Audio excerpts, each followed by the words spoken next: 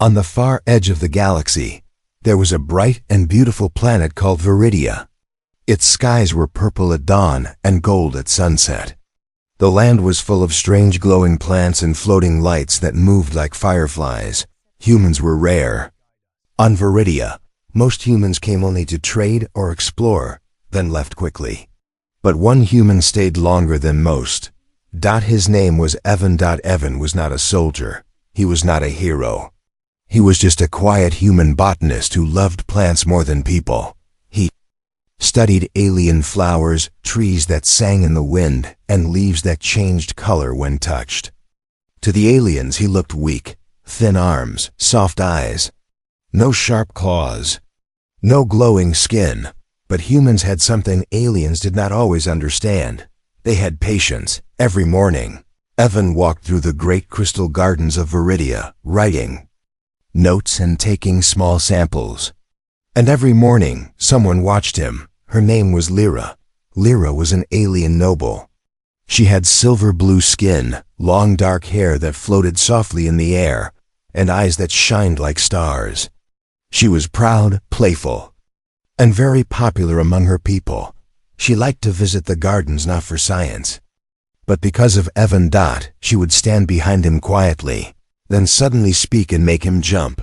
"Human," she would say with a smile. "You walk like a lost child in a candy world." Evan would turn, surprised, then smile shyly. "I am not lost," he would say. "I am just looking closely." Lyra liked that answer. She liked how calm he was, how he never stared at her like others did, how he treated flowers with care, not power. One evening, the sky was red and orange, and the crystal plants glowed softly under the light. Lyra walked beside Evan, slowly, enjoying the silence. "You humans are strange," she said. "You come so far just to look at plants," Evan smiled. "Plants are life. Without them, no world can survive." Lyra laughed lightly. "You speak like an old wise one trapped in a young body." They stopped near a tall glowing tree with soft blue leaves. Lyra turned to him suddenly and said with a playful tone, "Tell me, human, have you heard of the rarest flower of Viridia?" Evan blinked. "Yes, but only as a story." Lyra smiled wider. "They say it blooms once every 500 years. It shines brighter than stars and holds power over life itself." Evan nodded slowly. "But no one has ever found it." Lyra leaned closer, her eyes shining with mischief. "Then here is a deal," she said jokingly. "If you ever find that flower, I will be yours forever." She laughed after saying it. A soft, teasing laugh. Evan froze.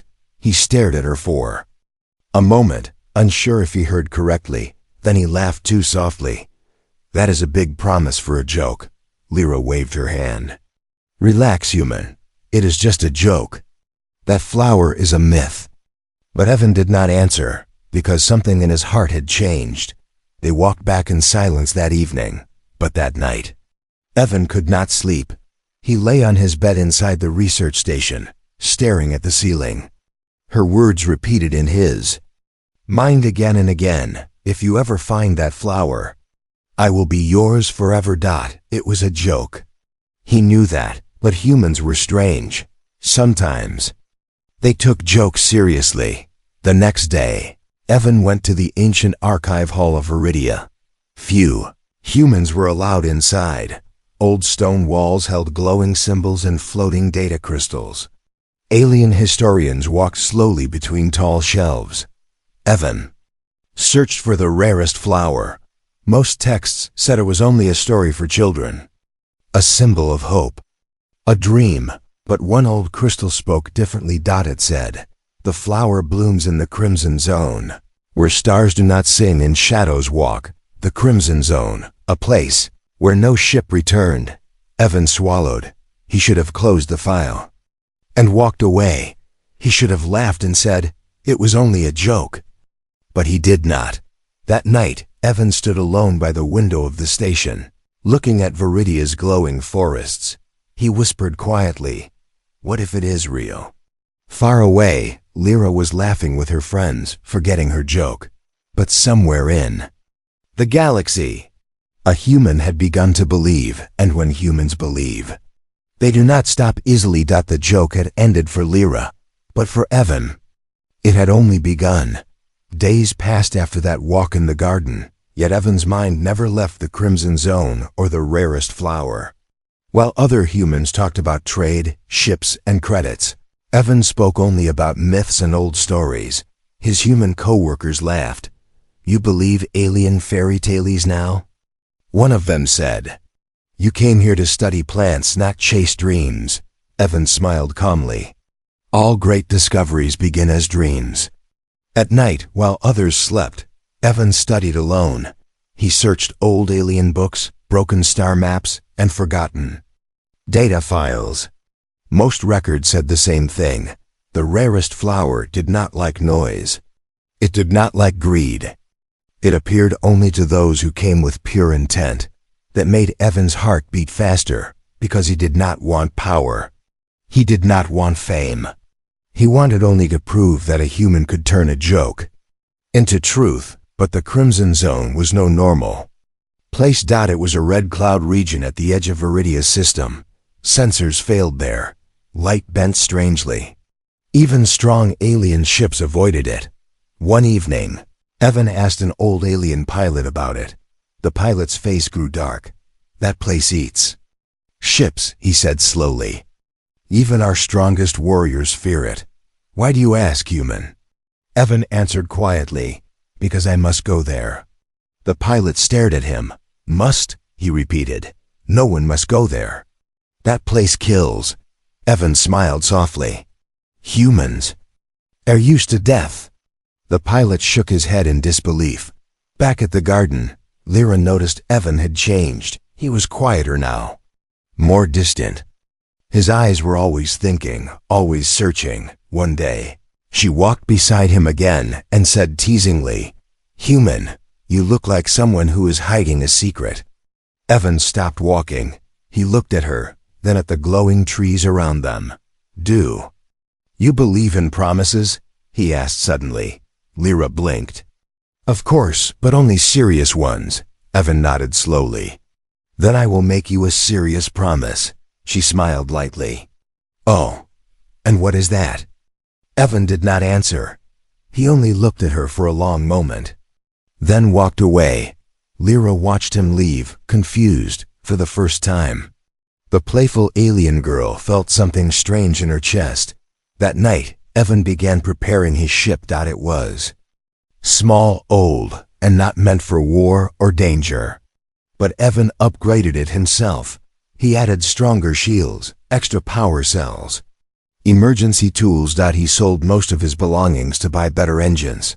People whispered, "The human has gone mad. He is trying to impress the alien noble. He will die." But Evan did not stop. Before leaving, he sent one short message to Lyra. "If I do not return, forget my promise. If I return, remember your joke." Then he launched into space. The stars around his ship stretched into long lights as he moved faster than sound. Viridia became a glowing dot behind him. Ahead, only red darkness. The Crimson Zone waited. Inside that red cloud, the laws of space felt broken. Time moved strangely. Sound vanished. The ship shook like it was alive and afraid. Evan's hands stayed calm on the controls. Suddenly, his ship was hit by a violent force. Alarms screamed. Lights flickered. The ship spun out of control. Evan tried to stabilize it, but the Crimson Zone was stronger. With a final violent shake, his ship crashed onto a dark, broken planet hidden inside the cloud. Everything went silent. For a long time, Evan did not move. Then slowly, he opened his eyes. The inside of the ship was damaged, but still holding air. One engine was destroyed. Long cracks ran across the glass. Evan breathed deeply. He was alive, but alone. Outside, the planet looked dead and strange. Red fog covered the ground. Tall black rocks stood Like frozen shadows. Evan picked up his small laser tool and stepped outside. The air was cold and heavy. Far away, something moved in the mist. Not one thing. Many. Evan swallowed hard. But instead of fear, his heart was filled with something else. Determination. He whispered to himself, "This is only the beginning." Because when a human decides to keep a promise, even death must wait. Evan stood alone on the broken planet inside the crimson zone. The red fog moved slowly around his legs like living smoke. The sky above was dark and cracked, glowing faintly with strange red light. No stars, no sun. Only silence. And danger. His ship was damaged beyond repair. No signal could leave the crimson zone. He was truly alone. Evan checked his tools. A small laser cutter, one emergency power cell, 2 food packs, a water unit that would last only a few days. That was all. On most worlds, this would mean death. But Evan was human. And humans were not born strong. They became strong when they refused to give up. He started walking.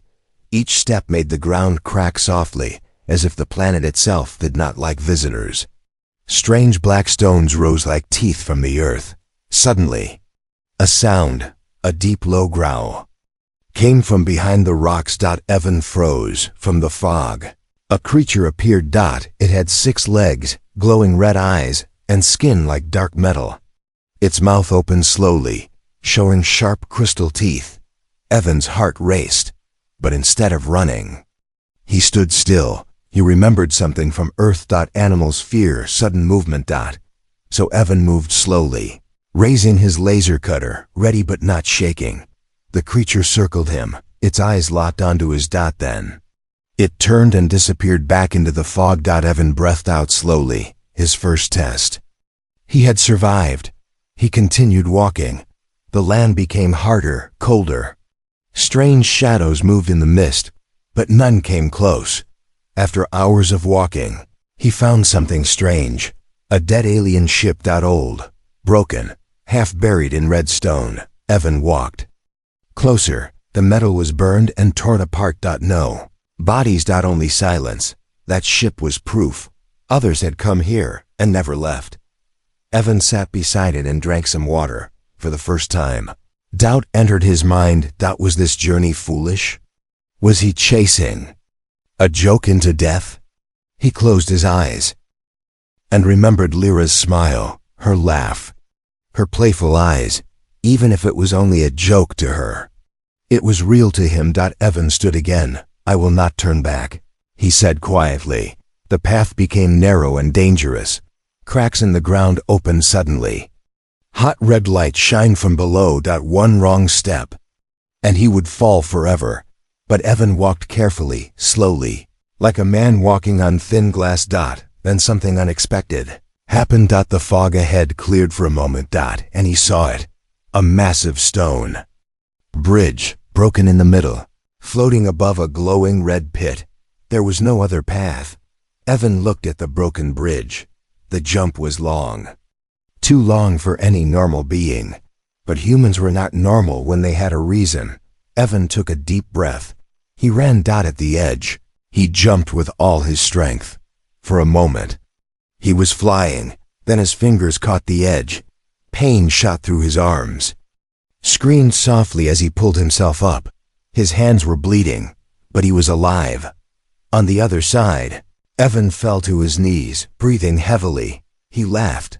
A tired, broken laugh. The planet tried to kill him and failed. As he walked on, he noticed strange glowing marks on the ground. Old symbols. Alien language.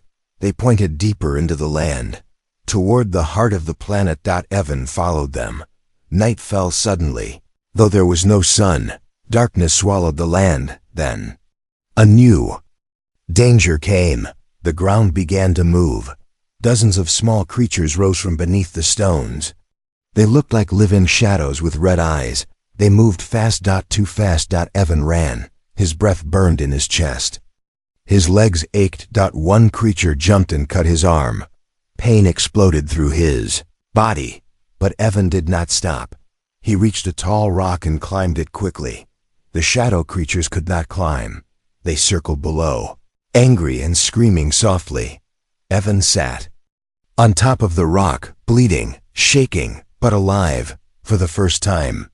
He cried, not from pain, but from the weight of being alone in a world that wanted him dead. Still, when morning light faintly returned, Evan stood again, because humans cry. But they do not quit. Looking far ahead, he saw something faint and beautiful. A soft glow, not red, not dark, but blue. Hope often whispered, "I am coming," and with that, he walked toward the unknown, toward the flower that could change his fate. The blue glow grew brighter with every step Evan took. It did not feel like danger. It did not feel like death. It felt calm. The land slowly changed. The red fog faded behind him. The broken stones became smooth and dark like glass. The air felt warmer, lighter. Evan stopped walking. Before him stood a wide-open valley. Its center floated the most beautiful thing he had ever seen. The rarest flower of Verid. It did not grow from the ground like normal plants. It floated gently in the air, surrounded by soft blue light. Its petals were crystal clear and shined like stars. Soft lines of light moved through it like living veins. The flower looked unreal, like a dream that should not exist. Evan fell to his knees, not from pain, but from awe. All this pain, all this danger, and here it was. So close. But the moment he stood up, the ground began to shake. A deep sound echoed across the valley, not a roar, a warning. From behind the dark glass rocks, something massive rose slowly. Creature bigger than any Evan had seen. It was tall like a mountain. Its body looked like stone mixed with living metal. Its eyes glowed blue like the flower. The guardian, protector of the rarest flower. The creature did not rush. It did not scream. It simply looked at Evan. And in that look, Evan felt very small. The guardian's voice entered Evan's mind, not his ears. Many have come for the flower. All have fallen. Why are you here, little human? Evan's heart beat fast, but he did not run. He stood straight. I came for a promise, Evan said quietly. The guardian's eyes glowed brighter. All who come say they seek something noble. Power, glory, immortality. What do you seek? Evan swallowed. He thought of Lyra, her laugh, her joke. I seek nothing for myself, he said. I only wish to prove that a human word has meaning. The guardian was silent. Then, you cross death for a joke? Evan nodded. It may be a joke to her, he said, but not to me. The guardian slowly stepped closer. Each step shook the valley. If you touch the flower, your life will change forever. You may never return. Evan looked at the flower again. He thought of Earth, of his simple life, of green trees and blue skies. Then he looked back at the guardian. I already gave up everything to be here, he said calmly. If I turn back now, then all of this means nothing. The guardian stared into his eyes for a long time. Then suddenly, it moved aside. The path to the flower was clear. Evan's breath stopped. Slowly, carefully, he walked forward. Each step felt like walking through a dream. The air around the flower was warm and soft. Evan reached out his hand, but just before he touched it, the guardian spoke again. The flower chooses, not the seeker. If your heart is false, it will burn you. Evan closed his eyes and thought only one thing. Kalan Lyra. He touched the flower. Light exploded around him. Not painful, not hot. Warm. Peaceful. The flower slowly lowered into his hands. It did not burn him. It did not reject him. It accepted him. The guardian lowered its head. You are chosen, human. Evan's eyes filled with tears, not because of victory, but because of relief. He stood there holding the impossible, a human, holding a legend. The guardian spoke softly one last time. Remember, the greatest power is not in what you hold, but in why you hold it. Evan bowed deeply. Then turned away. The long journey back had begun. But now, he carried more than a flower. He carried destiny. The journey back was not easier. The Crimson Zone did not want Evan to leave. Red storms rose suddenly. The ground shook again and again. The sky burned like fire, but Evan walked on. He did not rush. He did not panic. Because now, he was not just walking for himself. He was carrying the rarest flower of Viridia in a special energy case made by the Guardian itself. The case glowed softly with blue light, protecting the flower from the broken world around it. Every danger he passed before felt smaller now, not because they were weaker, but because Evan was stronger after days of walking and repairing his broken ship slowly with his tools. Evan finally restored a small part of its power. Not enough for full speed, but enough to escape the Crimson Zone. When the ship broke through the red clouds and entered normal space, Evan closed his eyes for the first time since his journey began. He smiled.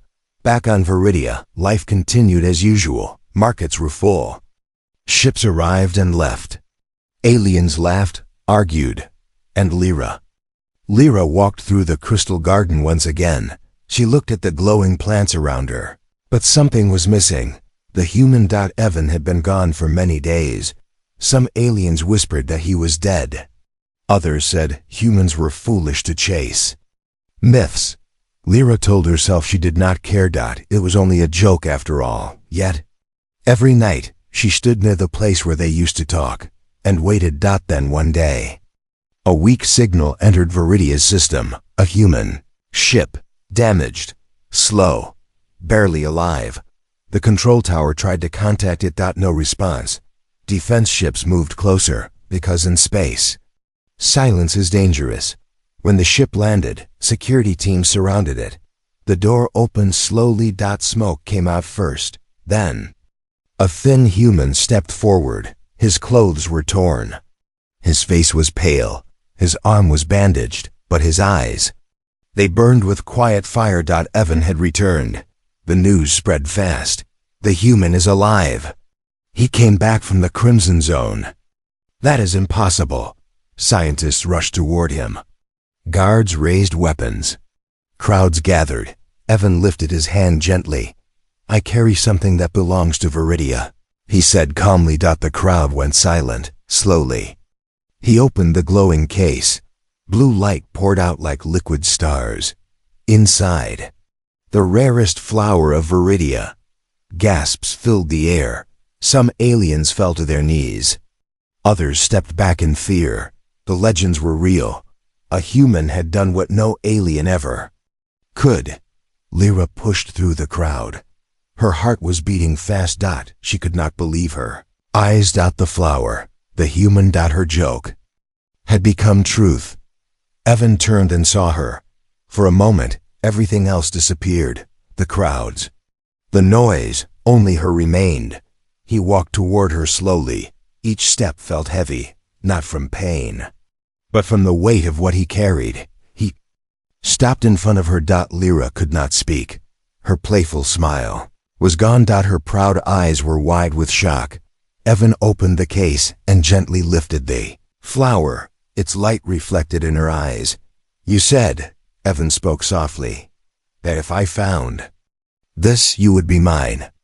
Silence fell like a shadow. Lyra's hands trembled. She remembered laughing, teasing him. She never believed he would try, never believed he would succeed. And now, here he stood, a human who challenged death. For her words, the council members, "Step forward. This changes everything," one of them said. A human holds the sacred flower. This is beyond tradition. Lyra looked at the flower. Then at Evan. Her voice was quiet. You crossed death for a joke? Evan smiled tiredly. I crossed death for a promise, he replied. Tears formed in Lyra's eyes, not because she was weak, but because she had never been valued like this before. The crowd waited. The galaxy waited. Would the alien noble accept a human? Or would she break the heart of the man who turned legends into reality? Lyra closed her eyes and took a deep breath. The silence in the great hall felt heavy. Everyone waited. The alien nobles, the guards, the scientists. Even the stars outside the crystal windows seemed to hold their breath.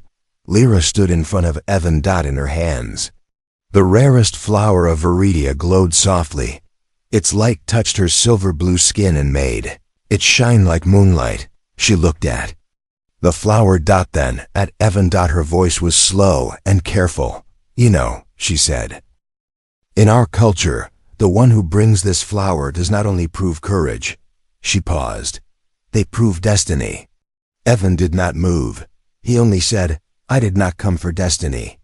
I came because your words mattered to me. Lyra's eyes trembled. No alien prince had ever spoken to her like this. No noble warrior had ever looked at her with such quiet honesty. The council whispered among themselves. One elder stepped forward. If Lady Lyra accepts this bond, he said loudly, she will unite an alien noble house with a human. This has never happened before. Another said, it will change political balance between worlds. But Lyra was no longer listening to them. She was looking at Evan, a tired human with wounds still fresh. Man who walked through death, not for power, but for meaning. She remembered their first meeting. His calm smile, his love for small things like flowers and light. She remembered laughing at him. And now she felt shame. And respect. Lyra slowly placed the flower back inside its case. Then she walked closer to Evan. Close enough that only he could hear her. You could have turned back, she whispered. You could have chosen life over danger. Evan answered quietly, I chose truth over fear. Lyra closed her eyes for a moment. She was no noble, no alien princess, just a girl standing before a human who believed in her words. When she opened her eyes again, they were shining. She turned to face the council and the crowd. I will speak my choice, she said clearly. The hall went silent again. I was raised to believe that aliens are stronger than humans, that humans are soft, weak, short-lived. Her voice did not shake, but today, a human stands before us holding a legend. Murmurs spread across the hall. She raised her hand. Strength is not in claws or weapons, she said. Strength is in keeping a promise when the universe tells you to quit. Then she turned back to Evan. Her eyes met his. And in that moment, everything changed. I accept, Lyra said. A shockwave passed through the hall. Some aliens gasped. Some shouted. Some fell silent in disbelief. The first noble alien to accept a human bond. Evan's breath stopped for a second. He thought he was dreaming. Lyra stepped forward and took his hand. Her touch was warm, not cold, not distant. Human. The rarest flower began to glow brighter. The bond was sealed. The elders looked at each other in silence. Then slowly, one by one, they bowed. The galaxy had changed. Later that night, Lyra and Evan stood alone in the crystal garden again, just like the first time, only now everything was different. I was afraid, Lyra said softly. Afraid that if I accepted you, my world would never be the same. Evan smiled gently. Worlds change. That is how they grow. She looked at him with quiet wonder. You humans are strange, she said. You are born small, but your hearts are too big for your bodies. Evan laughed quietly. And you aliens, he replied, are born powerful, but sometimes forget the power of simple words. They stood in silence, watching the glowing plants. Two worlds, one bond, but their story was not over yet, because when worlds change, there is always a price. The bond between Lyra and Evan did not stay a secret for long. Across Viridia, across nearby systems, across the galaxy, the story spread. A human crossed death for a promise. An alien noble accepted him. A joke became destiny. Some worlds celebrated it, others feared it, because when humans change fate, they do not do it quietly. At first, many alien nobles opposed the bond. They said humans were too weak, too short-lived, too emotional. They said Lyra was risking her future for a dream. But Evan did not answer with anger. He answered with actions. He helped heal damaged lands using his knowledge of plants. He taught aliens how humans cared for nature, not only used it. He showed them that strength did not always roar. Sometimes it whispered. Slowly, opinions changed. Alien children began to visit Evan in the gardens. They watched him speak gently to plants, water them, protect them. They started calling him the human who touched the impossible. Lyra often stood beside him, not above him, not behind him. Beside him. One evening, as two moons shined over Viridia, Lyra asked Evan quietly, "Do you regret it?" Evan looked at the sky. "Regret?" he repeated softly. "I walked through death for a flower. But what I found was more than a flower." He looked at her. "I found a reason to believe that worlds can meet without war." Lyra smiled gently. "And I found that promises spoken lightly can carry the weight of stars. But peace is never free. Some alien factions tried to break the bond. They attacked the gardens one night, trying to destroy the rarest flower. They believed that without the flower, the bond would die. But they were wrong. Evan stood in front of the attackers, with no weapon. Only his body. "Destroy me," he said calmly, "but you will not destroy what we represent." The attackers hesitated, because they saw something stronger than weapons. They saw conviction. Lyra stood beside him, and the guards lowered their weapons. That night, the galaxy learned something new, that humans do not only fight for power, they fight for meaning. Years passed. The rarest flower faded slowly, its light becoming soft and gentle, because its purpose was complete. It had not bloomed to give power. It bloomed to bring worlds together. When the flower finally vanished, it left behind only a soft glow in the garden and a legend in the stars. Evan and Lyra stood there, hand in hand. "It's gone," Lyra whispered. Evan smiled. "It gave us what we needed."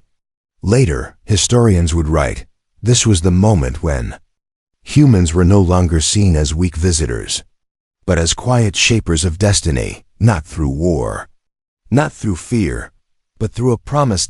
And somewhere on a distant world, a child would hear the story and ask, "Is it true that a human crossed death for a joke?" And the answer would always be, "He crossed death." Because to a human, a promise is never a joke.